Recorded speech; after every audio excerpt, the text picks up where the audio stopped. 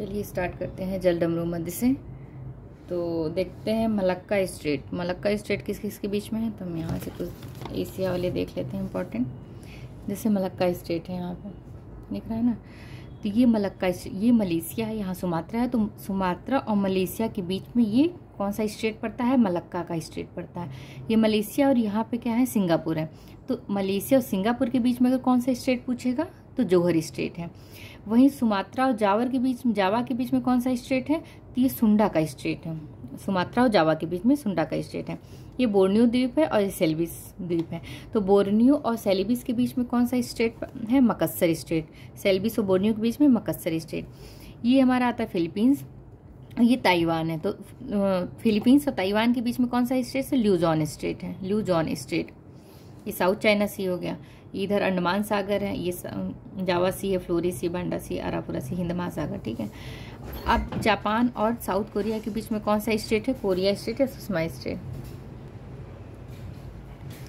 उसके बाद सोया, ये जापान है और सैकलिन आइसलैंड है। सैकलिन आइसलैंड एंड जापान के बीच में कौन सा स्ट्रेट पड़ता है, ये सोया, या इसे बनते पेराउज स्ट्रेट भी कहते हैं, सोया स्ट्रेट ही मानते हैं। और ये सैकलिन आइलैंड और जापान के बीच में सोया कौन सा हो गया, ये सैकलिन आइलैंड, जापान के बीच में हो गया सोया स्ट्रेट। जापान और साउथ कोरिया के बीच में कौन सा स्ट्रेट पाया जाता है, तो इसे कोरिया स्ट्रेट या सुषमा स्ट्रेट कहते हैं। जापान और साउथ कोरिया के बीच में कोरिया स्ट्रेट या सुषमा स्ट्रेट। यहाँ पे येलो सी है। अच्छा, ताइवान और चाइना के बीच में कौन सा स्ट्रेट पाया जाता है, तो ताइवान और चाइना के बीच में फार्मोसा या ताइवान स्ट्रेट बोलते हैं, फार्मोसा या ताइवान स्ट्रेट बोलते हैं। और टॉकिंस की खाड़ी कहाँ है, ये देख रहे हैं, ये वाला एरिया चाइना के नीचे, ये यहाँ पे टॉकिंस की खाड़ी है, हम पढ़ेंगे भी। टॉकिंस की खाड़ी वियतनाम एंड चीन के बीच में। वियतनाम कौन सा, ये है ना वियतनाम, ये देखिए वियतनाम यहाँ से यहाँ तक है।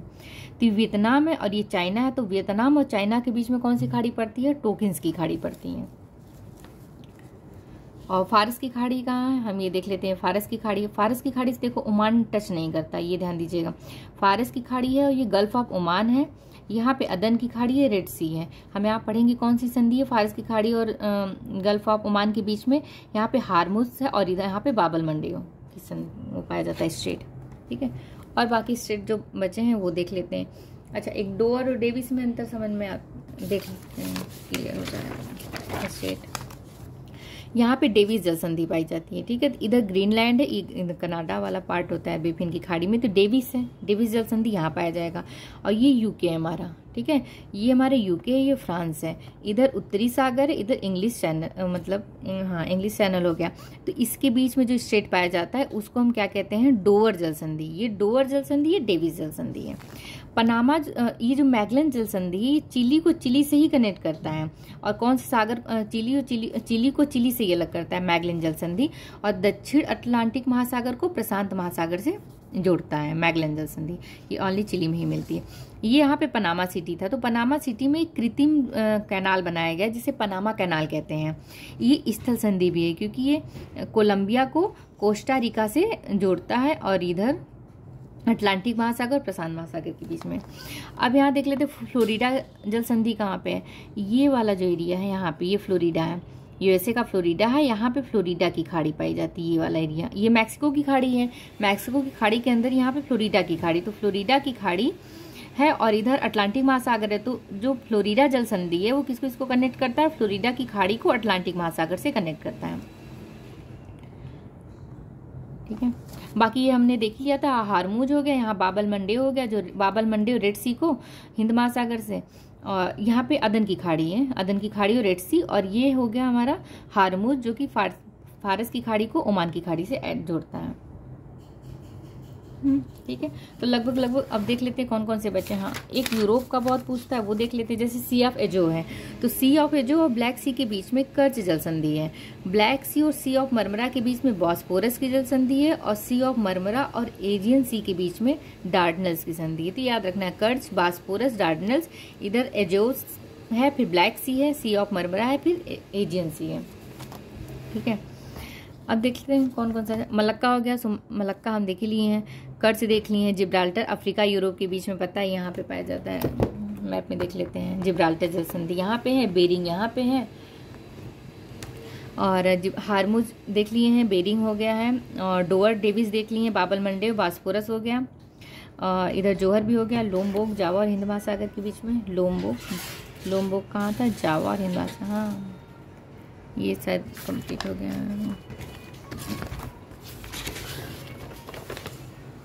सुंदर होगा तो लोम्बोक कहाँ है? जावा और हिंद महासागर के बीच में। ये जावा है, इधर ही कहीं है लोम्बोक, ठीक है। तो अब हम मैप में देख लेते हैं लोम्बोक कहाँ गया। ये हो गया हमारा बाली, ठीक है, इंडोनेशिया का बाली है ये। बाली के यहाँ जस्ट बगल में कौन सा? लोम्बोक द्वीप। इस दोनों को कौन सा स्टेट अलग करता है? लोम्बोक द्वीप। और ये कौन से सागर को ऐड करता है? जावा सागर और हिंद महासागर कनेक्ट कर रहा है। तो लगभग सभी हो गए, मैगलेन हो गया, मकसर भी हो गया, सुंडा हो गया, लुजॉन पढ़ लिया, कोरिमा, सुसीमा, कोरिया को सुषमा, सोया, ये सब हो गया। खाड़ी देख लेते हैं, फारस की खाड़ी।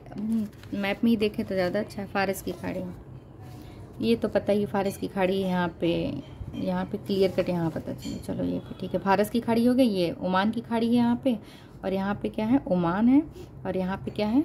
यमन है, ठीक है। यहाँ पे अदन की खाड़ी है, और ये रेड सी है। और ये देख लेते हैं, ये बेफिन की खाड़ी हो गई। यहाँ पे एक सागर है, ये भी याद रख लेते हैं, ब्यूफोर्ट सी है यहाँ पे, ब्यूफोर्ट सी हो गया। और हो गया कारपेंटेरिया ऑस्ट्रेलिया के पास है, कारपेंटरिया की खाड़ी है, टोकिन्स की खाड़ी वियतनाम और चाइना के बीच होगी, बोथनिया की खाड़ी स्वीडन और फिनलैंड के बीच में। यहाँ पे ना स्वीडन और फिनलैंड, स्वीडन है और ये फिनलैंड। यहाँ पे कौन सी खाड़ी हो गई? कौन सी खाड़ी बोले थे जी यार? बोथनिया की खाड़ी, ठीक है। बोथनिया की खाड़ी स्वीडन और फिनलैंड के बीच में, तो स्वीडन और फिनलैंड के बीच में बोथनिया की खाड़ी हो गई। और ये हो गया बाल्टिक सागर यहाँ पे हमारा, ठीक है। अब नहर हो गया, नहरें देख लेते हैं। नहरें सू नहर किसको? सुपीरियर ह्यूरॉन को जोड़ती। कील नहर उत्तरी सागर को बाल्टिक सागर से जोड़ती है। कील नहर किसको जोड़ती है? कील नहर उत्तरी सागर को बाल्टिक सागर से। ये जर्मनी की एक नहर है। पनामा नहर पता ही, प्रशांत महासागर अटलांटिक महासागर के बीच में बनी हुई है। लुडविग्स नहर दक्षिणी जर्मनी में है, ये आंतरिक जलमार्ग में प्रयोग होती है। सॉल्ट सेंट मारी नहर कनाडा में है। ओल्गा डॉन कहाँ है? रूस में है। सफेद सागर ये भी रूस में है। सफेद सागर और लेक ओनेगा को जोड़ता है। प्रमुख बात देख लेते हैं, इतेपू बांध कहाँ है? पराना नदी पे बना हुआ है, पराना नदी पे। विश्व का सबसे लंबा समुद्र सेतु हांगकांग और जिहाई मक्का ब्रिज है, मकायू ब्रिज है, ठीक है। हांगकांग जिहाई करके ये विश्व का सबसे लंबा समुद्र सेतु है। ग्रैंड कुली कोलंबिया, नूरेक बख्श और कोलोरेडो, ठीक है। तो हुबर बांध कहाँ बना है? कोलोरेडो नदी पे। जामबेजी, करीबा और काहोरा, नील नदी आसवान, दामोदर पंचेत हिल। मरुस्थल देख लेते हैं, कुछ इंपॉर्टेंट मरुस्थल है वो देख लेते हैं, जैसे कि जूदियन। ये जूदियन मरुस्थल कहाँ है? जूदियन इजराइल में है। नेजेव भी इजराइल में है। खरान कहाँ है? पाकिस्तान में है। दस्ते मार्गो अफगानिस्तान में है। और दस्ते लूट या कबीर आएगा तो ईरान। दस्ते मार्गो अफगानिस्तान में और दस्ते लूट या कबीर ईरान में हो गया। किजिल कुम तक कजाकिस्तान, उज्बेकिस्तान, तुर्कमेनिस्तान। वहीं काराकुम तक होगा, तो किजिल कुम तुक और काराकुम तक तो तुर्कमेनिस्तान और कजाकिस्तान। नूबियन कहाँ है? सूडान और इरिट्रिया में है। बायूदा सूडान में है। बायूदा मरुस्थल कहाँ है? सूडान में। नूबियन सूडान और इरिट्रिया में। थॉम्पसन पठार कहाँ? ये कनाडा में है।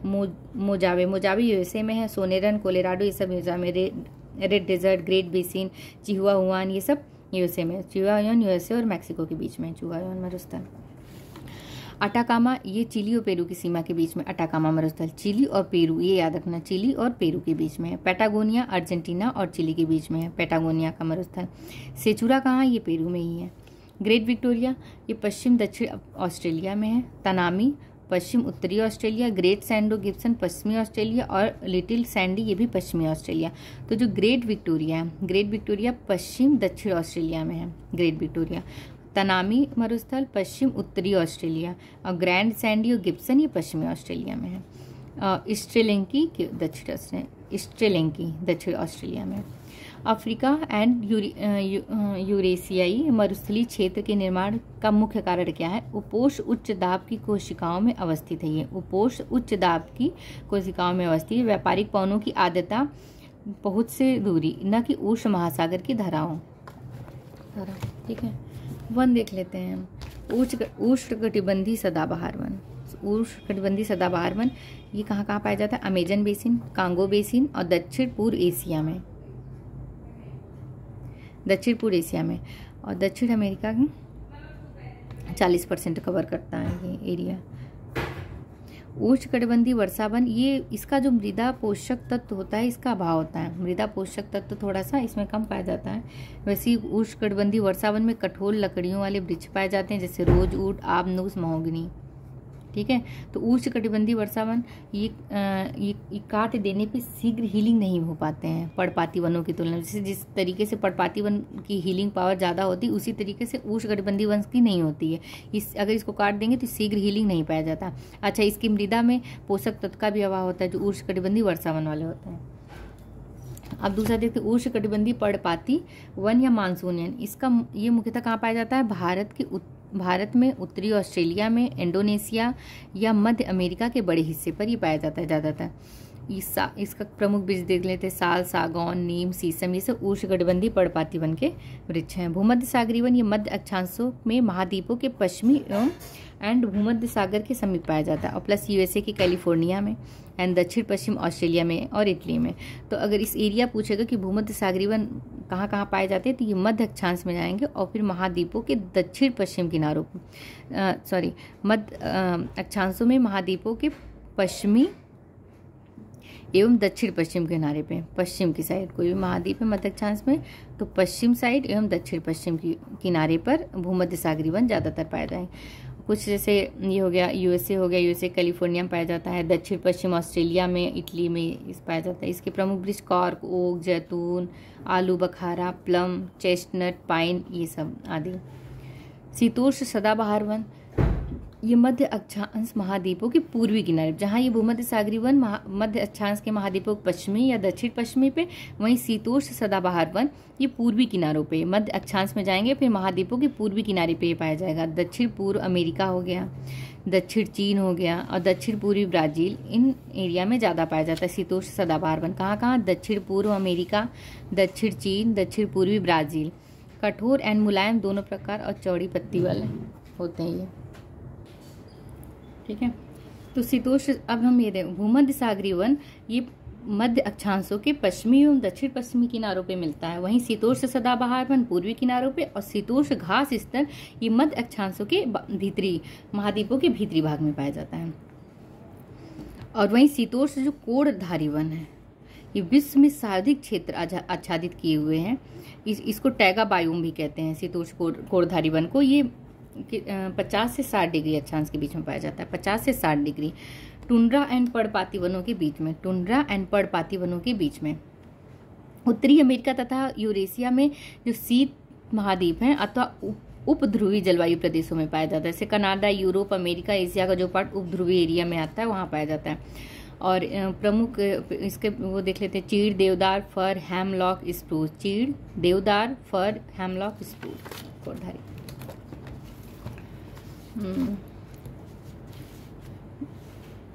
देवदार कहाँ? देवदार पाया जाता है कनाडा में। डगलस फर मैक्सिको में ज़्यादातर पाया जाता है। ये ऑप्शन आएगा लगाने के लिए। महोगनी होंडुरास में, सागौन म्यांमार में। तो देवदार कहाँ? कनाडा में, डगलस फर मैक्सिको, महोगनी होंडुरास और सागौन म्यांमार में। मावची ये भूमध्य सागर के तटीय क्षेत्र में पाया जाता है। मावची कहाँ पाया जाता है? भूमध्य सागर के तटीय एरिया में। फिम्बस दक्षिणी अफ्रीका में पाया जाता है। फिम्बस चैपेरल कैलिफोर्निया। मैटोरेल कहाँ पे? चिली में। मैटोरेल चिली में। ये याद कर लेंगे। बबूल सहारा, बयोबा सवाना। देवदार भूमध्य सागर। विश्व की जलवायु देख लेते हैं कुछ इंपॉर्टेंट फैक्ट। जैसे पृथ्वी की अधिकतम क्षेत्र पर फैला हुआ है शुष्क प्रदेश, 1/3 भाग पर शुष्क प्रदेश फैला है। अच्छा, सभी प्रकार की जलवायु कटिबंध कहाँ पाई जाती है? एशिया में। अच्छा, शीत में मतलब ठंडियों में वर्षा होती है, गर्मी में सूखा होता है, कोष्ठ होता है, सदाबहार ओक वृक्ष पाया जाता है, और शीत में पछुआ हवाएं भी चलती हैं। तो ये किस की विशेषता है? भूमध्य सागरीय जलवायु की विशेषता है। ठीक है। अगर शुष्क एवं आर्द्र ऋतु है, आर्द्र, शुष्क और आर्द्र ऋतु है, वर्ष भर उच्च तापमान रहता है, अधिक सूर्यताप रहता है, तो ये उष्णकटिबंधीय सवाना प्रदेश की विशेषता है। अच्छा, भूमध्य सागरीय जलवायु में दोपहर के पश्चात गरज के साथ संवहनी वर्षा होती है। जलवायु चरम, वर्षा कम और चलवासी पशुचारक, ये मध्य एशियाई स्टेपी की विशेषता है। वर्षा वर्ष के प्रत्येक मौसम में पर्याप्त तथा समान रूप से होता है। तो ये पश्चिमी यूरोपीय तुल्य जलवायु, जो कि कहाँ पे पाया जाता है? नॉर्वे में पाया जाता है ये। तो वर्षा वर्ष के प्रत्येक मौसम में होती है, पर्याप्त और तथा समान रूप से होती है। पश्चिमी यूरोपीय तुल्य जलवायु विशेषता है। पश्चिमी ऑस्ट्रेलिया उष्ण मरुभूमि पश्चिमी ऑस्ट्रेलिया में पाया जाता है। बांग्लादेश में उष्णकटिबंधीय मानसूनी प्रकार का। कांगो विषुवत रेखीय जलवायु पाई जाती है। सूडान में सवाना तुल्य जलवायु पाई जाती है। सूडान में सवाना तुल्य जलवायु। वर्षा लगभग वर्ष भर समान रूप से, परंतु शीतकाल में कम होती। वर्षा अभी हमने इस पहले भी पढ़ा था, चीन तुल्य जलवायु, पश्चिमी यूरोपीय तुल्य जलवायु। वर्षा लगभग वर्ष भर समान, परंतु शीतकाल में थोड़ा कम होती थी। चीन तुल्य जलवायु की विशेषता। भूमध्य सागरीय जलवायु एवं मानसून जलवायु दाब पेटियों के स्थानांतर से संबंधित है। भूमध्य सागरीय जलवायु एंड मानसून जलवायु ये दाब पेटियों के स्थानांतर से संबंधित है। हेकिस्टोथर्म बहुत कम तापमान पर उगते हैं। हेकिस्टोथर्म बहुत कम तापमान पर उगते हैं। एल नीनो पूर्वी प्रशांत महासागर पेरू के तट उष्ण समुद्री धारा के रूप में प्रकट होता है। जो एल नीनो होता है ये पूर्वी प्रशांत महासागर, जो पेरू का तट है, वहां पे गर्म यानी उष्ण समुद्री धारा के रूप में प्रकट होता है। और भारत में क्या स्थिति होती है? एल नीनो से सूखे जैसी स्थिति बनती है, यानी प्रतिकूल प्रभाव प्रकटता है भारत पे। वहीं ला लीना ये पश्चिमी प्रशांत महासागर के उस से है संबंधित, और भारत ग्रीष्मकालीन मानसून अधिक सक्रिय हो जाता है ला लीना में। एल नीनो और दक्षिणी दोलन भारत में विरल क्षीण मानसून वर्षा से संबंधित है। अभी हम देख लेते हैं मकर रेखा, और अच्छा ये बाद में देखते हैं एक साथ। घास देख लेते हैं। कैंपास पता है ब्राजीलियन उच्च भूमि में पाया जाता है। कैंपास घास कहाँ पाया जाता है? ब्राजीलियन उच्च भूमि में। वहीं pampas Argentina, Brazil, Uruguay area में। अर्जेंटीना की खेती के लिए पंपास मैदान मुख्य क्षेत्र है। अर्जेंटीना की खेती के लिए पूछेगा कौन सा घास का मैदान मुख्य क्षेत्र है, तो पंपास घास। उपजाऊ मिट्टी शीतोष्ण जलवायु फसल तथा घास उगाने हेतु उपयोगी होता है। इसकी उपजाऊ पंपास का। लानोज कहाँ पाया जाता है? वेनेजुएला में। लानोज। सेल्वास ही अमेजन बेसिन में पाया जाता है। मैप में देख लें अगर, तो लानोज कहाँ पाया जाएगा? लिखा है वेनेजुएला में। कहाँ है वेनेजुएला? देखो यहाँ पे वेनेजुएला में, यहाँ पे लानोज पाया जाएगा। और वहीं अर्जेंटीना और चिली में कौन सा पाया जाएगा? Argentina, Brazil, Uruguay. यहाँ पे अर्जेंटीना है, उरुग्वे है, और ये ब्राजील है। तो इस एरिया में पंपास पाया जाएगा। और ब्राजीलियन उच्च भूमि यहाँ पे पाया जाएगा कौन सा? कंपास। तो कंपास घास का मैदान यहाँ पे। वेनेजुएला में कौन सा पाया जाएगा? वेनेजुएला में पाया जाएगा लानोज, और ये यहाँ पे अर्जेंटीना और इन सब में पंपास पाया जाएगा। ठीक है। सेल्वास अमेजन बेसिन में पाया जाएगा। अच्छा, यहाँ पे अमेजन बेसिन है, यहीं पे यहाँ पे सेल्वास भी पाया जाता है।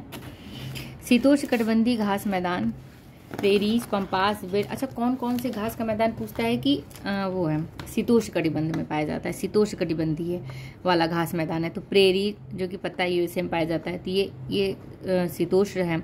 पंपास हो गया, वेल्ड हो गया, दक्षिण अफ्रीका जो वेल्ड है ये भी शीतोष्ण कटिबंधीय घास वाला मैदान है। स्टेपीज हो गया यूरोप में जो पाया जाता है, और ऑस्ट्रेलिया का डाउन। तो downs, steppes, veld, pampas, prairies ये सब शीतोष्ण कटिबंधीय घास वाले मैदान है। अगर उष्ण कटिबंधीय घास वाला मैदान पूछेगा तो लानोज हो गया। ठीक है। लानोज वेनेजुएला में। अब वेनेजुएला कहाँ है? यहाँ पे भूमध्य सागर के आसपास ही पाया जाएगा ना। तो वेनेजुएला वैसे भी यहाँ पे गर्म होगा एरिया यहाँ पे, तो जो वेनेजुएला में लानोज पाया जाएगा तो उष्ण कटिबंधीय घास में आएगा लानोज।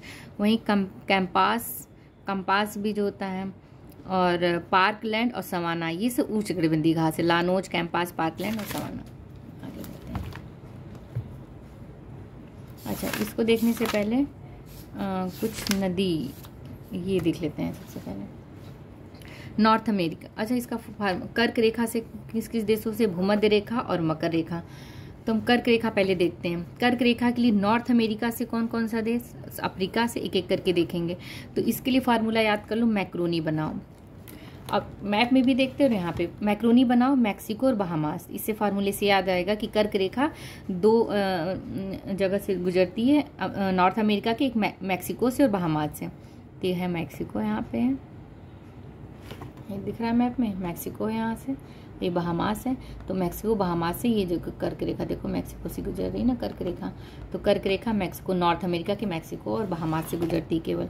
अगर हम वही अफ्रीका में देखें तो अफ्रीका के लिए वैसे फार्मूला भी है कि मोलू मिस्त्री ने चाय ली और मोमोज खाए, तो मोलू से माली, मिस्त्री से मिस्र, ने से नाइजर, चाय से चाड, ली से लीबिया और से अल्जीरिया, एक मुँह से मोरक्को, एक मुँह से मारितेनिया हो गया। ठीक है, तो मोलू मिस्त्री ने चाय ली मोमोज खाए। अब यहाँ कर्क रेखा अगर हम देखेंगे भी तो हमारा कहाँ पड़ेगा, ये हो गया माली, हो गया मारितीनिया, हो गया यहाँ से पश्चिमी सहारा, ये स्टार्ट करते को दिख रहा है कर्क रेखा ये। तो कर्क रेखा यहाँ से चलती है, पश्चिमी सहारा हो गया, ये मारितीनिया हो गया, माली हो गया, नाइजर, अल्जीरिया हो गया, यहाँ पे हमारा नाइजर, और इन दोनों से गुजर रही है ना, नाइजर से भी, नाइजर से भी, और ये लीबिया से भी गुजर रही है, और ये मिस्र से गुजर रही है। अच्छा, ये मिस्र से गुजरती है, दक्षिणी सूडान से नहीं, ठीक है, ये मिस्र से गुजर रही है। ठीक, तो बस इतना ही हो गया। और मोरक्को से कर्क रेखा, मोरक्को लिखा हुआ है इसमें, एक मुंह से मारितेनिया हो गया। अच्छा, मोमोज से मारितेनिया हो गया, मोरक्को नहीं होगा क्योंकि मोरक्को तो यहाँ ऊपर पड़ जा रहा है ना, तो मोरक्को से कर्क रेखा नहीं गुजरती है। तो पश्चिमी सहारा से गुजर रही है। अच्छा, पश्चिमी सहारा,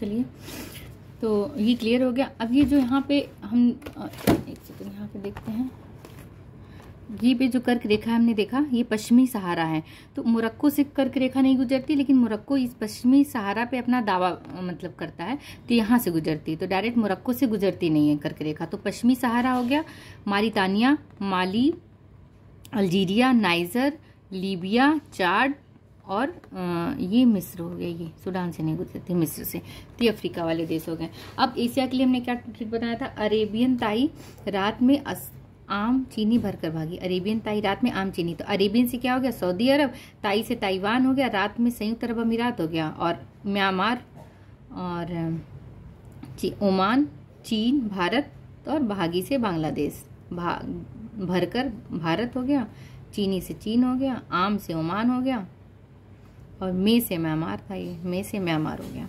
तो अरेबियन ताई रात में आम चीनी भरकर, एक बार देख लेते हैं, सऊदी अरब से यहाँ स्टार्ट करते हैं, जो कर्क रेखा है सऊदी अरब से गुजरता है, दिख रहा है, ठीक है, ये सऊदी अरब हो गया। ये कर्क रेखा कहाँ कहाँ देखो जा रहा है, सऊदी अरब के बाद ओमान से, यमन से नहीं टच हो रहा, ओमान से होके गुजर रहा है, तो सऊदी अरब, ओमान हो गया, इधर भारत हो गया, भारत के बाद म्यांमार गया, म्यांमार से टच हो रहा है, म्यांमार से होके गुजर रहा है, और उसके बाद म्यांमार के बाद यहाँ पे, हाँ ये देख लेते, ये छोटा सा हमें दिखाई नहीं देता, यूएई है ना, संयुक्त अरब अमीरात, तो सऊदी अरब के बाद ये यूएई से भी गुजर रहा है, और ओमान से, और फिर ये भारत और म्यांमार हो गया, और ये चाइना से होके तो गुजरता है, ये ताइवान से भी होके गुजर रहा है, चाइना, ताइवान, म्यांमार, ठीक है, और यहाँ पे भी कई देश ना इन सब से नहीं, तो म्यांमार के बाद हाँ ये बांग्लादेश से भी होके गुजरता है, तो ये हो गया बांग्लादेश, म्यांमार। तो एक बार देख लेते हैं एशिया से कहाँ कहाँ से कर्क रेखा गुजरती है, सऊदी अरब, यूएई, ओमान हो गया, भारत, और ये भारत के बाद बांग्लादेश से भी गुजर रहा है, ये म्यांमार से गुजर रहा है, म्यांमार के बाद डायरेक्ट चीन में चला जाता है, ये चीन से गुजर रहा है, चीन, और इधर ताइवान, तो वियतनाम हल्का सा नीचे आ जाता है, वियतनाम से नहीं गुजरता। ये हो गया कर्क रेखा की कहानी। भूमध्य रेखा देखते हैं, भूमध्य रेखा साउथ अमेरिका के लिए इसका ट्रिक है, एक काला बाज, एक से इक्वाडोर, काला से कोलंबिया, बाज से ब्राजील, तो इक्वाडोर कहाँ है, ये भूमध्य रेखा है, दिख रहा है भूमध्य रेखा, ठीक है, भूमध्य रेखा कहाँ से गुजर रहा है, इक्वाडोर से, इक्वाडोर के बाद कहाँ गया, कोलंबिया, उसके बाद ब्राजील, तो 3 देश से ही गुजर रहा है भूमध्य रेखा साउथ अमेरिका के, इक्वाडोर, फिर कोलंबिया में जाता है, उसके बाद ब्राजील में। हमने यहाँ पे ट्रिक में भी एक कालाबाज, इक्वाडोर, कोलंबिया, ब्राजील। अगर हम अफ्रीका में देखें तो कांगो गणराज्य, कांगो लोकतांत्रिक गणराज्य, सोमालिया, केन्या, युगांडा, गैबन, काका के सामने युवा गायब, इसका ट्रिक है काका के सामने। और ऐसे देखें कांगो, कांगो लोकतांत्रिक गणराज्य है ना, कांगो गणराज्य, कांगो लोकतांत्रिक गणराज्य है। और उसके बाद कहाँ से गुजर रहा है, ये युगांडा से हो गया, केन्या से हो गया और ये सोमालिया से हो गया। और यहाँ गैबन से भी, कांगो से भी। गैबन हो गया यहाँ पे, गैबन, कांगो और कांगो लोकतांत्रिक गणराज्य। उसके बाद ये उगांडा से टच हो रहा है। और ये देखो विक्टोरिया, ये कौन सी झील है, विक्टोरिया झील से भी होके गुजरता है। केन्या और सोमालिया से होके गुजर रहा है। अब इंडोनेशिया की मौसी, इंडोनेशिया, किरिबाती, मालदीव और साओ टोम प्रिंसेस। ये इंडोनेशिया की मौसी से याद कर लो, इंडोनेशिया, किरिबाती, मालदीव और साओ टोम प्रिंसेस। उसके बाद मकर रेखा देख लेते हैं। मकर रेखा के लिए फार्मूला है, ये साउथ अमेरिका और केवल अफ्रीका से होके गुजरती है मकर रेखा, एशिया से नहीं तो, और ऑस्ट्रेलिया से होके गुजरती है। तो साउथ अमेरिका में कौन कौन से, अर्जेंट, चिली, चिल, पराग, दूध, लाओ। कोई कह रहा है जी मैम, अर्जेंट, चिल, पराग, दूध, लाओ, जी मैम। तो अर्जेंट से क्या हो जाएगा,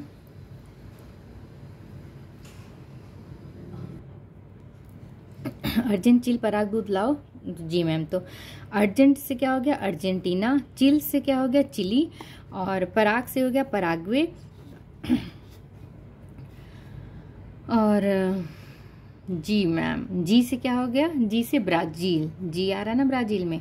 तो अर्जेंट, चिल, पराग, दूध, लाओ, जी मैम। ये साउथ अमेरिका के लिए ट्रिक है, पराग्वे, ब्राजील, चिली, अर्जेंटीना। वैसे मैप में भी देखना चाहें तो ये देखो यहाँ से, यहाँ पे कर्क रेखा है ना, कर्क रेखा देखो ये, अरे मकर रेखा, सॉरी मकर रेखा यहाँ से गुजर रही, चिली पहले पड़ेगा, फिर अर्जेंटीना पड़ता है, फिर पराग्वे, फिर ब्राजील। चिली, अर्जेंटीना, ये पराग्वे से होकर गुजर रही और यहाँ पे ब्राजील हो गया।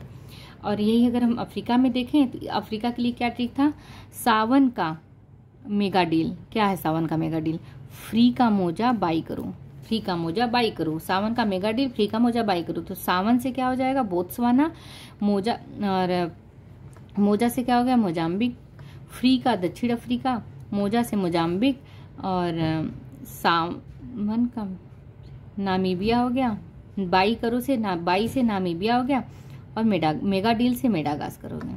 ठीक है, तो ऐसे इसको देखना है। अब हम देख भी लेते हैं कौन कौन से, बोत्सवाना, नामीबिया। ये मकर रेखा अफ्रीका के कहाँ से गुजरती है, देखो नामीबिया से गुजर रही है, बोत्सवाना से, बोत्सवाना के बाद ये साउथ अफ्रीका है और ये मोजाम्बिक है। ठीक है, तो Namibia, Botswana, south Africa, Mozambique और ये मेडागास्कर आ गए, मेडागास्कर से, और इधर ऑस्ट्रेलिया से भी होकर गुजरती है। ये कंप्लीट हो गया। अब जलमंडल देख लेते हैं।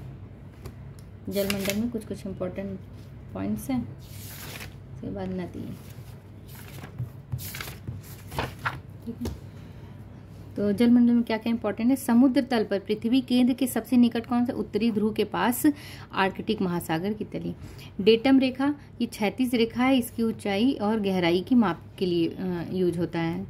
ठीक है, एक 36 रेखा ये ऊंचाई और गहराई की माप के लिए डेटम रेखा का यूज करते हैं। भूमि में गुरुत्वाकर्षण जल 0 अथवा 1/3 एटमॉस्फेरिक से कम के तनाव पर स्थित होता है।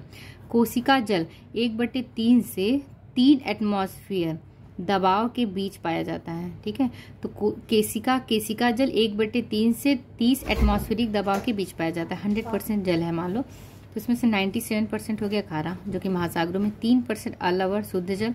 इसमें भी हम देखेंगे कि 2.4%, तो शुद्ध जल में भी 2.4% हिमनद और ध्रुवीय बर्फ के रूप में जमा है, जो कि योग्य ही नहीं है, मतलब उपयोग योग्य नहीं है। उसमें से केवल 1% से भी कम उपयोग योग्य जल है। ठीक है, अभी जो 3% शुद्ध जल है, अलावड़ वाले जल है, वो ध्रुवीय बर्फ में 68.7% तो ध्रुवीय बर्फ यानी हिमनद वगैरह में पाए जाते हैं, और 30% भूमिगत जल है। सतही जल 0.3% है और अन्य 0.9% ले लेते हैं। लवणता देख लेते हैं, तो महासागर गहराई के साथ साथ लवणता बढ़ती है, गहराई के साथ साथ लवणता बढ़ती है, वह क्षेत्र जहाँ लवणता से हेलोक्लाइन हो गया। ठीक है, लवणता का मुख्य स्रोत क्या है, भूमि। कैसे, नदियां जो है सागर तक लवणता पहुंचाने के प्रमुख कारकों में से एक है। अच्छा, महासागर की जो औसत लवणता कितनी होती है, 35। सोडियम क्लोराइड की अधिकता होती है। सबसे ज्यादा लवणता वान झील में, मृत सागर में, फिर ग्रेट सॉल्ट लेक में पाया जाता है। अच्छा, समुद्र का घनत्व अगर ज्यादा होगा तो लवणता भी ज्यादा होगा, किंतु गहराई कम होती है। अरब सागर का औसत खारापन 35 ppt है। लघु ज्वार भाटा शुक्ल पक्ष तथा कृष्ण पक्ष की सप्तमी तथा अष्टमी को आता है। चंद्रमा ज्वार उत्पादक सूर्य की तुलना में 2.5 गुना अधिक है। जो चंद्रमा का ज्वार उत्पादन करने की क्षमता है वो सूर्य की तुलना में कितना है? 2.17 गुना अधिक है। लघु ज्वार भाटा कब आता है? लघु ज्वार भाटा शुक्ल पक्ष तथा कृष्ण पक्ष की सप्तमी तथा अष्टमी को। महासागरीय धाराएं मैप में ही देखेंगे।